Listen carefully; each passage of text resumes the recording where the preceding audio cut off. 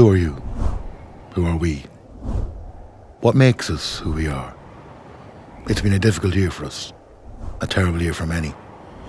We have struggled to deal with seismic change and lost so much. We've had to find new ways to live, to be together. We've had to find a new way to hope. And we've had to ask again and again, who am I? Who are we? And we ask ourselves, is this it? Is this the way it'll always be? We look around our lives, our families and our town. And sometimes it's hard to see the edges of the shadows. But in this darkness is the coming luminosity of spring, the coming light of hope, the flickering glow that appears when the dark days are in retreat. And it helps to remember, it helps to recall those days when things were better, when life was freer, easier, when we looked forward to St. Patrick's Day. St. Patrick's Day, watching the weather forecast, making arrangements with friends and family to meet up in town. And where will you be standing for the parade? We all have our certain pitches where we always stand, outside the Roma, above the post office, or at the square. And the old ones, with their pristine shamrocks, overflowing from neatly wrapped tinfoil, pinned beautifully to their good winter coats, and their face alight with the expectation, anticipation of another great day. Another marker in the year of many years, when traditions are important and necessary and hope-inspiring. Get off the road, will you? Come the shouts from mums and dads and older siblings as the hoods and sleeves of the young ones are tugged tightly in an effort to keep the wee ones from getting that steely stare from the guard on the bike on the road, or the lad setting the fluffy snakes. Well, Ower! He shouts across the road at a lad he hasn't seen in a while. You're looking well. Comes a reply, and then he's lost again in the throng of the crowd. Right on the edge of the pavement, the little ones stand at the front. The time moves slowly here. When anticipation mounts, the moments languish to a point where the parade seems hours, not minutes away. Every movement on the road, every retune of a bagpipe is eagerly watched. And we turn our heads as one, craning to see the first signs of movement, to show us that the parade for which we waited a year is about to start.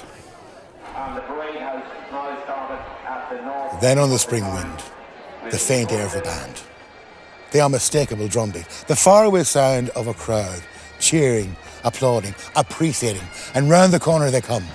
The bands, the floats, the cars, the beautiful and colourful costumes. They're here, they're coming, and that faraway noise is now on top of you, louder than you could imagine.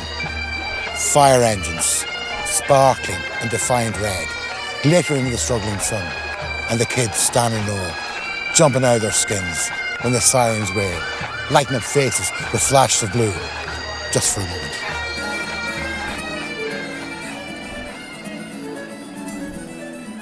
Would you look at the wee children in the costume? They were as cute looking.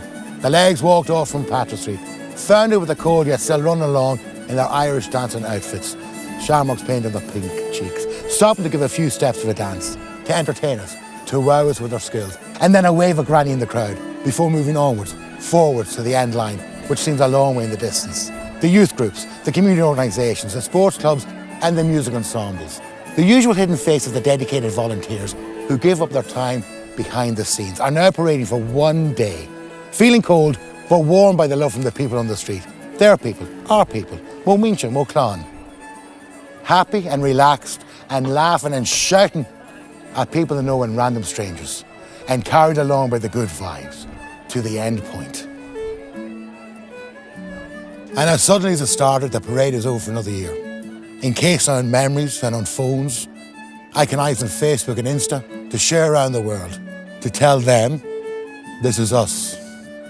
And these memories are the constant glow that appear when the dark days are in retreat, not yet vanquished, but losing their grip, which puts a golden ember into our hearts, to warm the edges, to help lead us home, our home, Dundalk. We find the courage to take us through, to weather the storm, to find the shimmering flicker in the void, to remember, to reminisce, to find the light in today's grey mire, to remember those most sparkling days, days where luminescence comes easy, to recall those we are with and those we are now without. To look upwards, outwards, to face forward. Toughened by the present, hearts softened by the past. And remembering always who we are and where we're from and how. When this winter is over, spring's whisper bears us to better days. Who are we? Came weed. Sho Misha. Sho Tussa. Sho Ouija. Sho Dundalgan. This is me. This is you. This is us. This is Dundalk.